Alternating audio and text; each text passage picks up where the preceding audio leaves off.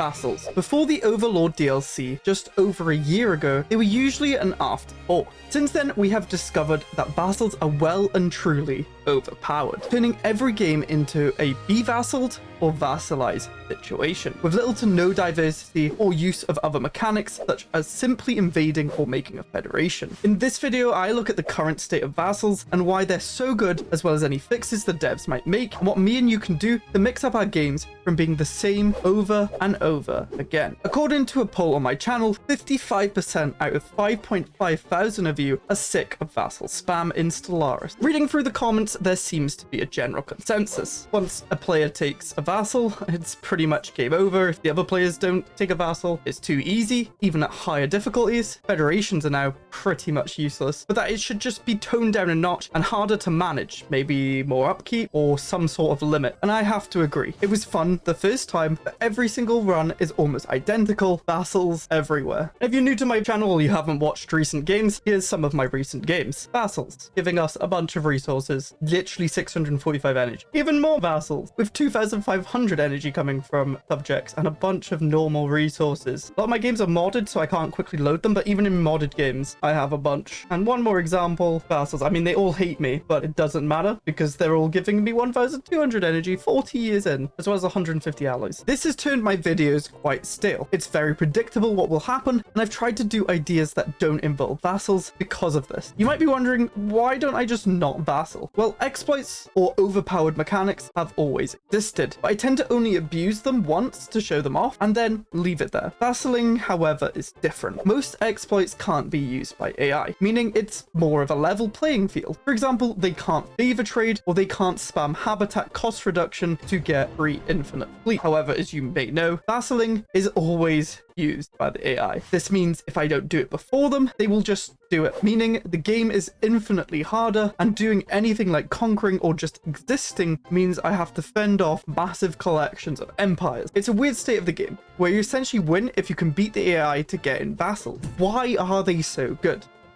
Well, the main issue is AI just accept diplomatic vassaling way too easily, meaning you don't even have to lift a finger to acquire most vassals. And if they don't accept diplomatically, well, you can just do it via a war too, if you have to. Once you have a vassal, the vassal gets the buffs one level below the difficulty you're playing. Difficulties give different buffs to the AI, so this means someone who plays at Grand Admiral gets vassals with Admiral buff resources, which you can see on screen is ridiculous. So in some ways, it's actually easier at harder difficulties once you get one vassal, and you just snowball from there. This means the amount of resources you get for almost zero work is insane. You can add on to the fact that keeping and maintaining your vassals is relatively easy too. You do get less loyalty from your vassals if you have multiple, but usually just improving relations and getting the Shared Destiny Ascension perk is more than enough to keep them in line. And even if they do have bad loyalty, there really aren't that many negatives. In conclusion, there are little to no negatives to having vassals, but there are insane positives to having them. What were the alternatives before Overlord?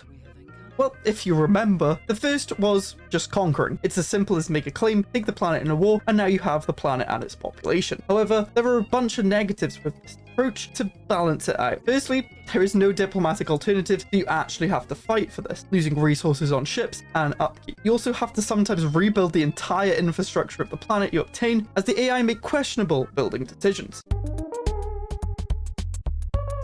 The pops you obtain also could be unhappy or hard to deal with. Vassaling, none of this exists. You crucially also don't get the difficulty buffs, so you're actively losing resources in comparison to just making them a vassal. Secondly, there's also federating. Go down the diplomacy path as a tradition, and now you can form different federations. There's a few niche buffs you get over time, but even then, sometimes specialized vassals are just better for these specific paths the different federations give you. Lastly, there's diplomacy, making friends. Defensive packs, non-aggression packs, you get nothing out of it, but you don't get killed, and you have some friends. Yay. Now, I can rant and explain these issues all I want, but will the devs do anything about this? In my opinion, I think they will. We already moaned enough to fix autocannons, as in the last patch, they had overinflated fleet power, making vassaling even easier than it is now. This was a welcome change. and does help with slowing down vassal spam a little bit, but it's still quite easy and the underlying issues still exist. However, as mentioned in the latest dev diary, they are on holiday, with the next proper dev diary coming July the 27th, which means an update some point after that. Eldrin, the game designer, has commented that diplomacy and trust changes are planned for 3.9, which I believe are the underlying issues to the vassal spam. But what could this mean? This is purely me theory crafting based on these comments, but it sounds like just a numbers tweak to acceptance. I'd love for slight number changes so it's not so easy diplomatically, but also more unique and challenging ways to deal with your vassals and to keep them happy. Kind of like Crusader Kings 3 or 2 if you've played that game, where you have to keep them in line, make sure they're the same culture, as that has a massive negative, maybe religion tied into ethics, and just keep them happy overall. As currently all you have to do is just click improve relations with an envoy, and then make sure you have the shared destiny ascension perk or a civic that stops the multiple vassal penalty. It's not the worst thing, I don't want them to remove the feature, just nerf it. What would you like to see? Let me know in the comments. But as it's planned for 3.9 and they're on holiday, this does mean we have at least a month, maybe longer, with this current meta. Now I know you're all bored of the same thing, and so am I. So how can we make the videos and gameplay a bit more interesting again? I've come up with 3 options, but feel free to let me know your thoughts in the comments. Option A. We do no gameplay changes, but I try to do video ideas that don't rely on or need vassals. I have been trying to do this as much as possible recently, but sometimes it's really hard to avoid. Option B.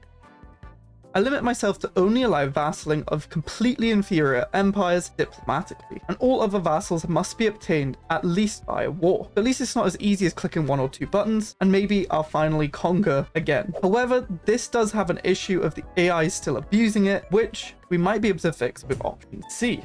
We experiment with some mods to limit or rework vassals. The first mod I found was limited vassals, which just basically limits vassals to 2 for every one game. Or we can just outright ban vassals with the no vassal mod. I also found a mod called vassalization/federation requires trust. So federations require 30 trust to form, and vassalization requires 50. This could be very similar to the vanilla update, where we theory crafted from the limited comments from the devs. So this could be the most ideal solution. Or we could go kind of out of left field here.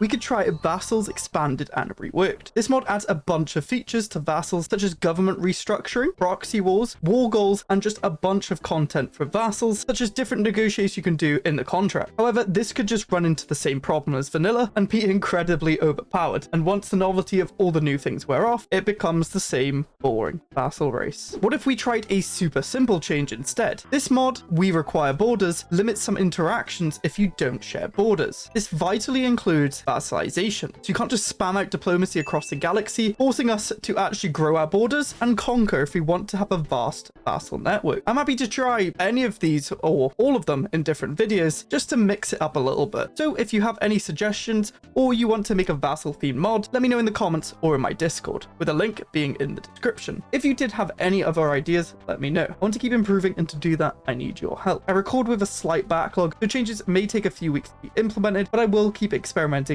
and improving. If you wanted to watch a video where I don't rely on vassals, you can watch this video where I spawned the crisis from the very start of the game. It was insane and took me over 4 attempts to actually have something resembling a video. Check it out here, and I'll see you in a minute.